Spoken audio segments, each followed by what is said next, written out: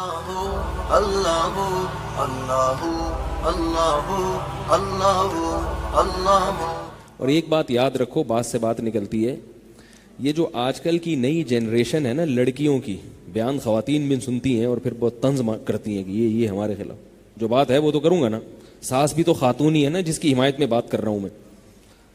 آج کل انہوں نے ساس سسر کی خدمت سے بالکل ہاتھ کھینچ لیا ہے، بالکل ہاتھ کھینچ۔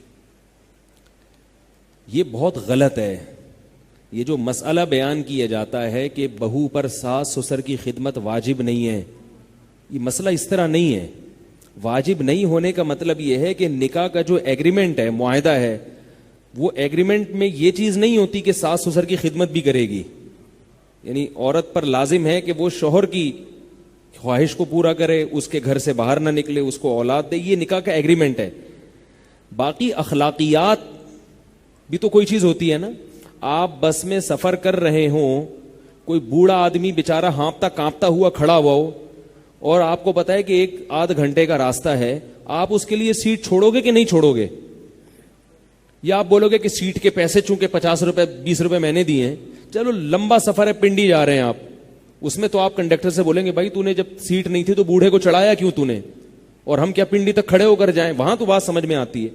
آدھے گھنٹے کا سفر ہے، 15 منٹ کا سفر ہے، آپ نے 20 روپے دے دیے، بیٹھ گئے آپ، اب ایک بیچارہ ہانپتا کانپتا ہوا بوڑھا کھڑا ہوا ہے، تو آپ کے لیے سیٹ دینا واجب نہیں ہے اس کو، کیونکہ سیٹ کے پیسے کس نے دیے؟ آپ نے دیے، پہلے آپ آئے ہو۔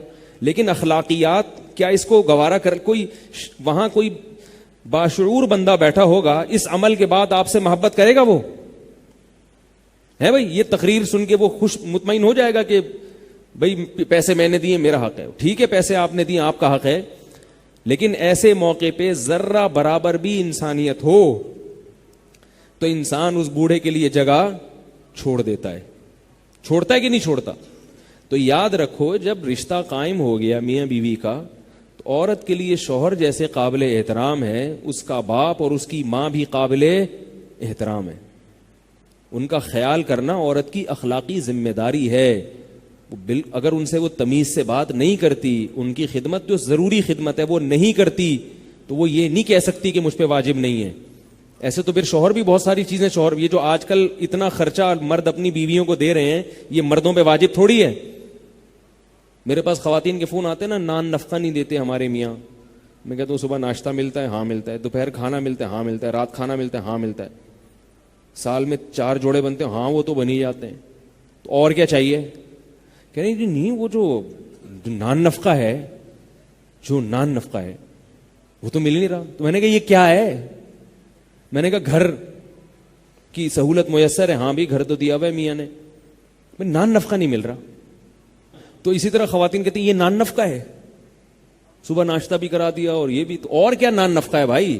ان کا نان نفقہ یہ ہے کہ ہر تقریب پہ نیا جوڑا، جب بھی کسی کی شادی ہوگی نئے کپڑے بنیں گے، پھر میکڈونلڈ، صحیح ہے نا، پھر 2 دریا پہ جانا ہے ہر ہفتے، یہ ساری چیزیں ملا ملو کے، پھر میرے سالہ آ رہا ہے اس کی دعوت، پھر ساس آ رہی ہیں پھر اس کی دعوت، پھر فلانا آ رہا ہے، پھر وہ ایک بیچارے پر نا ایک اس کو نان نفقہ کہتے ہیں۔ باقی یہ کوئی نان نفقہ تھوڑی ہے، یہ تو ویسے ہی کھانا ہے بھائی، یہ تو ضرورت ہے۔ تو بھائی وہ بھی تو اضافی خرچ کر رہا ہے، تو آپ کی بھی ذمہ داری ہے کہ آپ بھی اخلاقیات کے معیار پہ پورا اتریں۔ باقی یہ بڑا گمبھیر مسئلہ ہے کہ میں یک طرفہ بات نہیں کرتا، بعض دفعہ ساس اپنے ساس ہونے کا بھی ناجائز فائدہ اٹھاتی ہیں، وہ ہر وقت ذہنی طور پہ ٹارچر کرتی رہتی ہیں، یہ بھی ہوتا ہے۔ سسر اتنا نہیں تنگ کرتے، ساسیں زیادہ تنگ کرتی ہیں، وہ ٹارچر ذہنی طور پر، وہ اپنی بیٹی نہیں سمجھ رہی اس کو۔ اس لیے علماء آج کل کہتے ہیں کہ بھائی بیوی کو الگ گھر پہلے لے کے دو اور شادی بعد میں کرو۔ حضرت مولانا اشرف علی تھانوی رحمہ اللہ نے اس پہ بہت تاکید کی ہے کہ بھائی پہلے الگ گھر کا انتظام کرو پھر شادی کرو۔ ہاں جس کے پاس گنجائش نہیں ہے تو ایک الگ بات ہے، لیکن ہر گھر میں ایسا نہیں ہوتا۔ بہت ساری جوائنٹ فیملیاں میں جانتا ہوں بہت تمیز کے ساتھ رہ رہے ہیں، کیونکہ جوائنٹ فیملی میں رہنے میں جو برکتیں ہیں وہ الگ الگ رہنے میں نہیں ہیں، لیکن اس کے لیے پھر دل بھی تھوڑے سے بڑے ہونے چاہیے۔